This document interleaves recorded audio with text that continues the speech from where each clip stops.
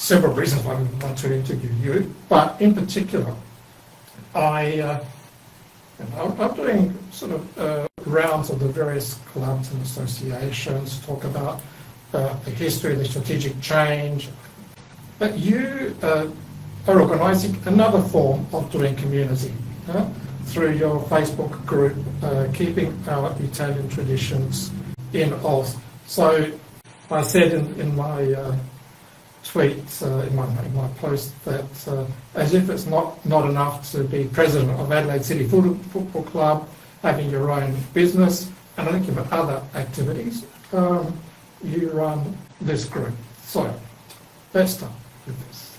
First of all, how long has it been going?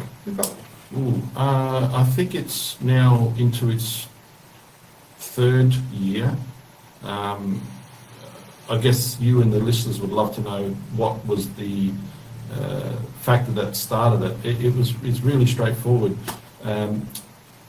Like many, my dad decided to rip out the trees that the council thought was appropriate at the time, and he put two beautiful olive trees on the footpath of his home. Ah, beautiful. So he has an olive tree inside his property, and he has two olive trees on the footpath. And one June afternoon, as we do, we're going to go pick the olives. My dad's now 91, he would have been late 80s.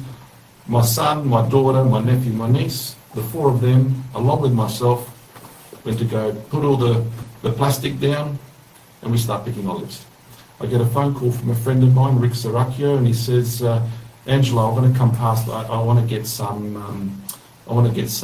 lard from the pigs that we had just done our sausages. And he came and he saw us all working, and he goes, you know what, I've got to be honest with you, I love the way you guys have kept your tradition alive. And it just got me thinking, and I went, he is so right, how do I capture that? How do I retell that? How do we stop our legacy or our family's legacy of migration from diluting to a point where it doesn't exist? And I just thought, you know what, why don't we just set up a page of keeping our traditions? And some of the traditions that we have are very strong that these days our family in Italy don't even associate. Yes, well, a couple of months ago I was talking to an Italian Aboriginal, Dominic Guerrero. He's an artist, and he was talking about how his nonna was stunned when she went back to the village and they weren't doing the sauce, they weren't doing the pork, whereas they were here, and with those various cultures in the background. Yeah, so and that's the main focus of the group. Yeah, Italianness. It was sharing family values and our cultural significance.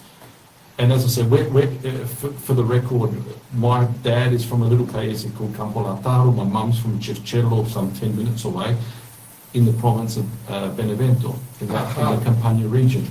And as I said, Dad's in his 90s and Mum's 10 years younger, and both of them married late. So Dad owned a barbershop, a GPO place here in Adelaide. Okay. And in the 70s, no one wanted a haircut. They were growing hair long. Yes. He was in the 70s, so he was born 1935. He's now pushing 40, and and let me tell you, he's compadre to almost, 10, 12 people because he was the bachelor. Yes. So everyone had him as his best man. And eventually Dad decided that it was time to marry. So he went back to Italy, very quick courtship. Someone introduced Mum, they married, and as I said, Dad was here for quite some time. I think he came out when he was 21. So we're now talking some 18, 19 years down the track. He's brought his bride back. So Mum and him came back to Italy, to Adelaide from Italy, and they were on farms. So that all they know is to self-propagate, self-manage food and whatnot. So they are genuinely, and I often remember him talking about la rascia, which refers to like you eat the paduccia on the floor if you had to, if you knew what we went through back in the World War II.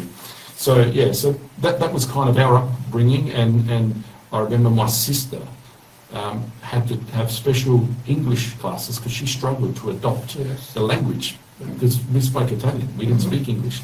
I was a little bit more advanced and found assimilating into the So English. how old were you? I was born You were here. born I here? was born here, but Like as you you can spoke appreciate, Italian at home? Mum had very little English, Yeah. so her language was very Italian through. Yeah. And excuse me, because Mum and Dad both worked multiple jobs, Yes. we were handed over to different families. Yeah. And I'll never forget, I had three distinct families. I had a Di Maria family who was of a similar region. I had a Morelli family, similar region, and then I had the Morano family from Calabria. Uh-huh. And so I learned the Calabrian dialect Yes. very well. You know, I could literally, you know, discuss and have a conversation with that real Calabrese accent comfortably because I was, you know, having her pastina the way she does it Yes. after school or was at their place. So, you know, and so that culture was inbred. It was every day for us growing up. And yeah, so when this I guess new age of technology came up and this desire of mine to keep our culture going, and I guess spurred on by Rick, it started and it blew up. It was, mate, within weeks it was thousands of people, and I went, wow, this is incredible. It has slowed down quite considerably because, as you know, there's so much content coming through. But what I've really enjoyed is there's so many contributors, yourself Yes. being one of them, and there is a shared passion. You know, recipes is one of the highlights and one of the things that most people want to talk about. But then it could be something as simple as, who remembers, you know, this saying, or did you do this at that wedding, and it was all these memories that just came back that have been removed for the last 10, 20, 30 years. So yeah, that's pretty much, I guess, the context of why it's happened and how it's happened. And yeah, I mean, I've got nothing but, there is no other motivation for me other than really solidifying our culture in Adelaide, for me, as the basis. Now, Australia goes beyond that. We've got people from all over the world. There are people from Canada, there are people from America, there are people from Italy, and some of them are just observers and don't comment and just watch it. And then there's some that just really, really want to know more. And I remember that, and that spurs that, you know, that memory and that, you know, that feeling that I had. So I want to know more, and I want to discover more, and I talk to more. So in short, that is what created that group and where it's at today. Yeah, I was just checking. I had in mind that you've got 14,000 members at the moment, and that's what Facebook is saying. And interesting, you brought up a few things there.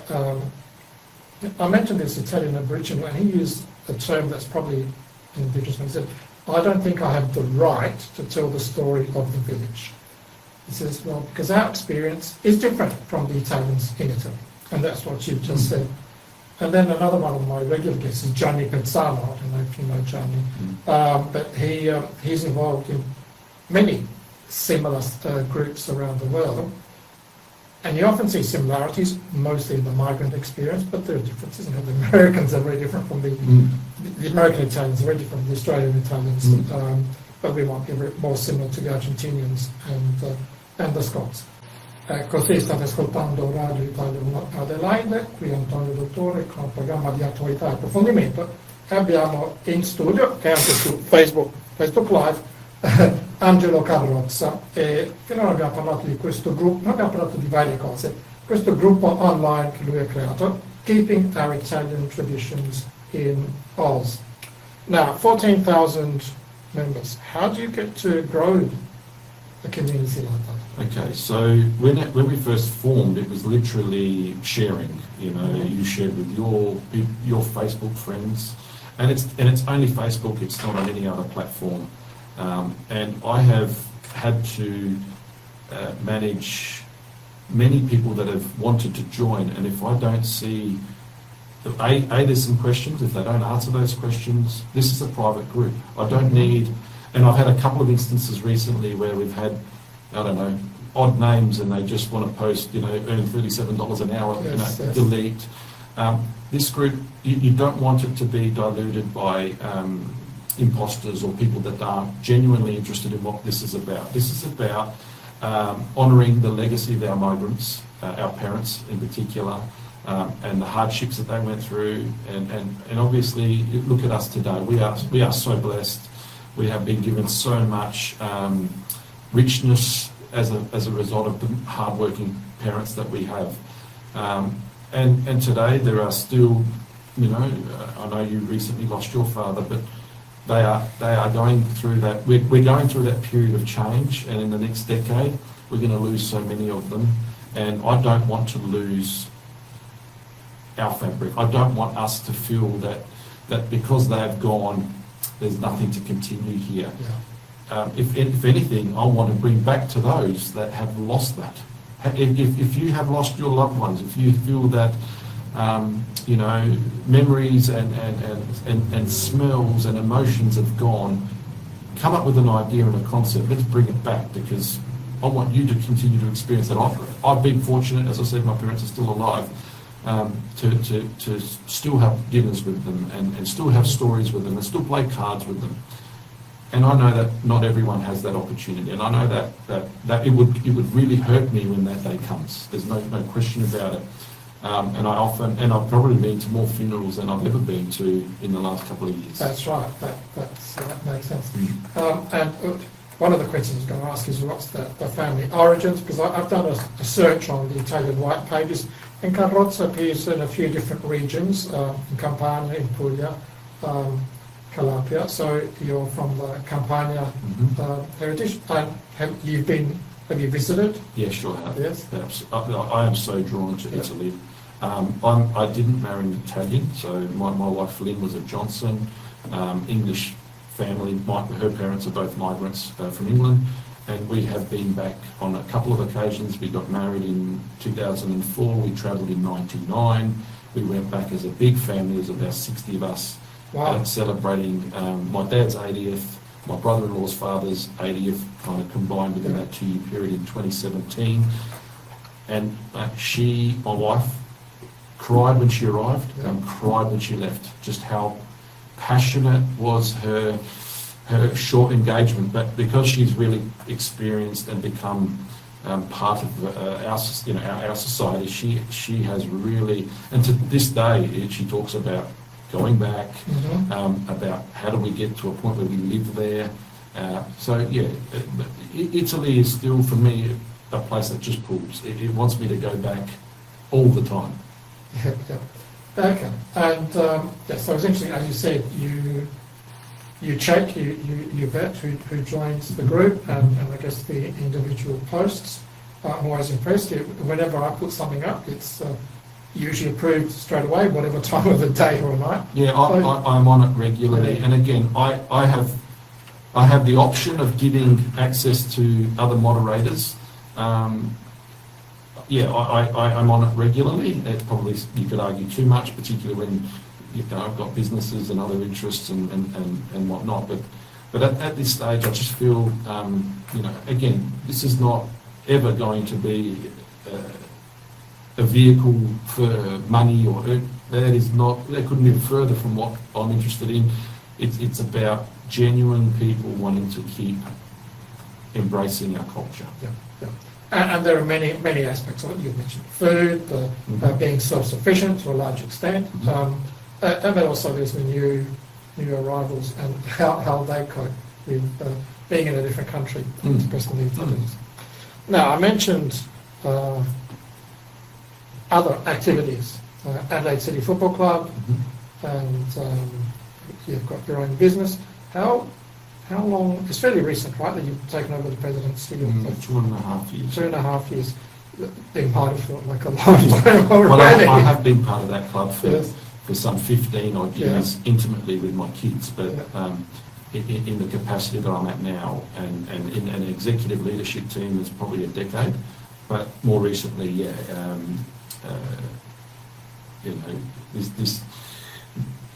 again, there's such a strong connection with our heritage. The first thing I did was bring back the Italian flag to the badge, because I spoke to John Aloisi about this in a conversation, and he goes, well, AC Milan still have the English cross. Oh, yes. Why would you not continue to have that legacy with the Italian migrants?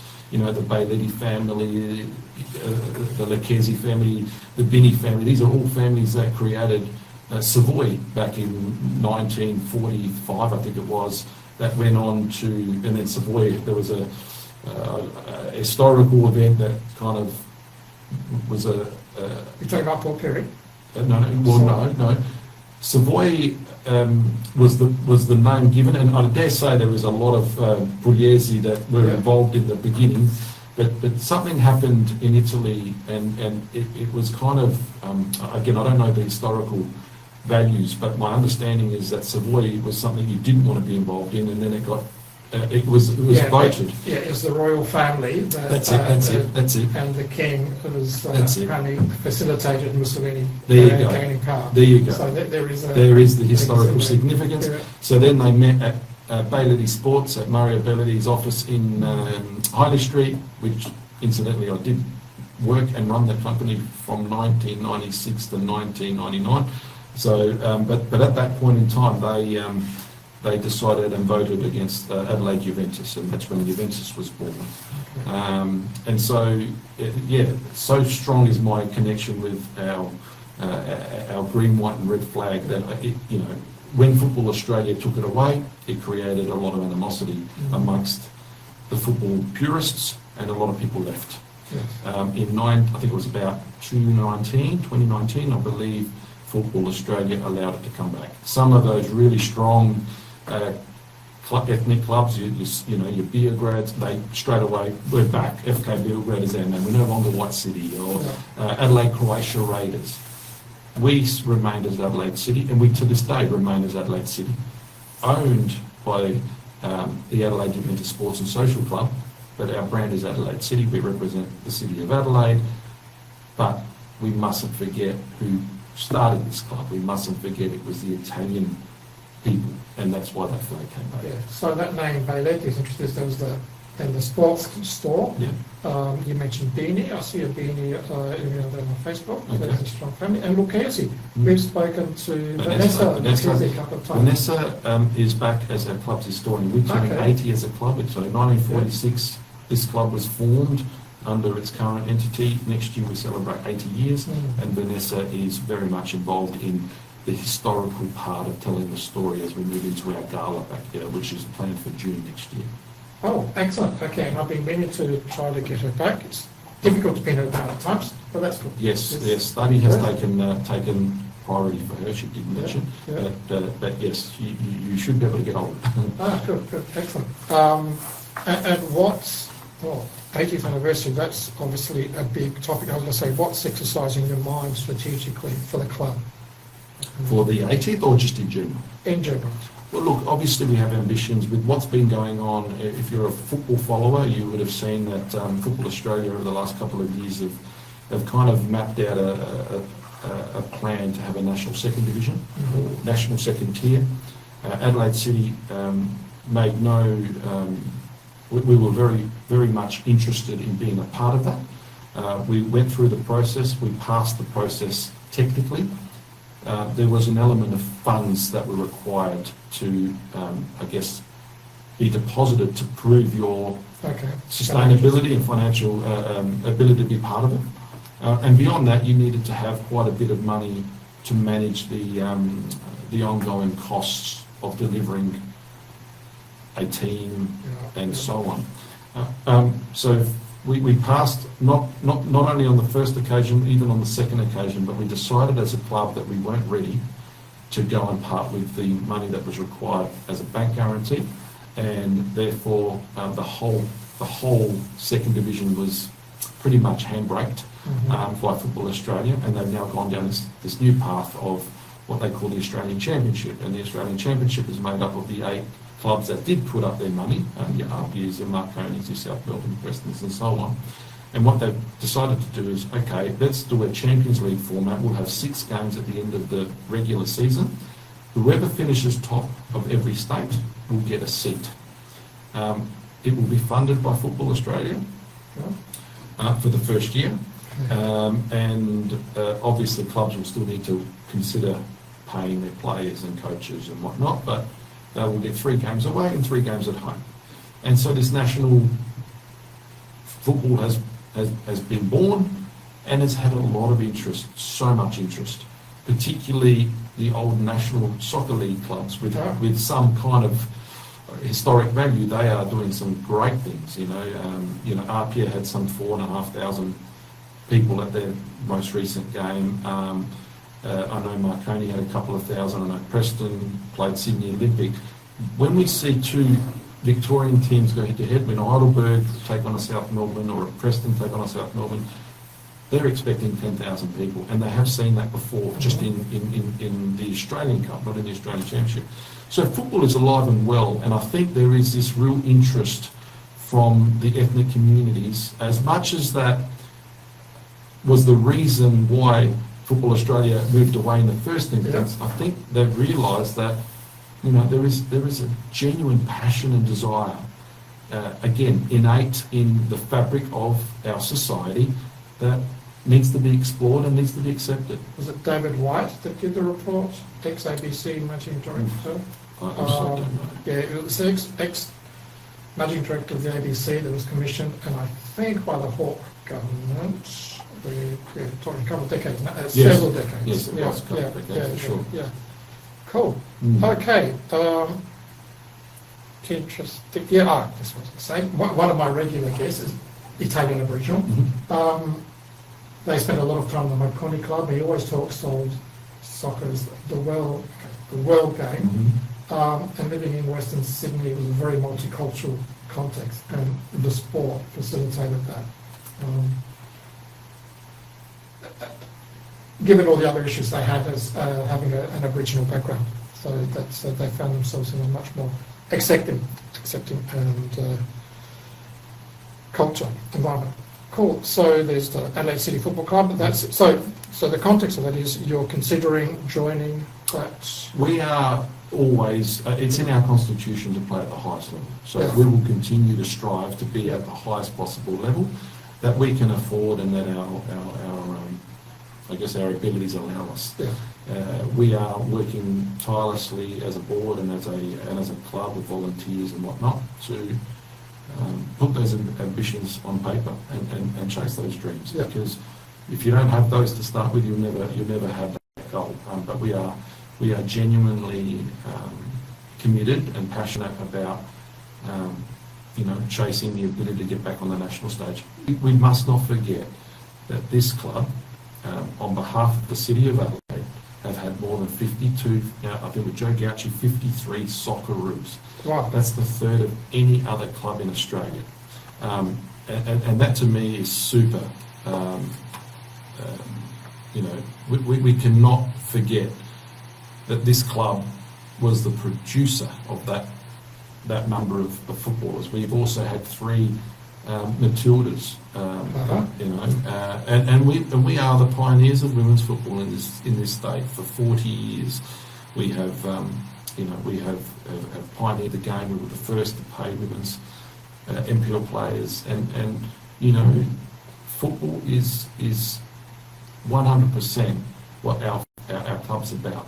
But where we've been fortunate with the people before us is they've seen opportunities to ensure that financially we have some form of stability, and whilst we still have a bit of debt, we are finding a really good rhythm now where the reality isn't that far away.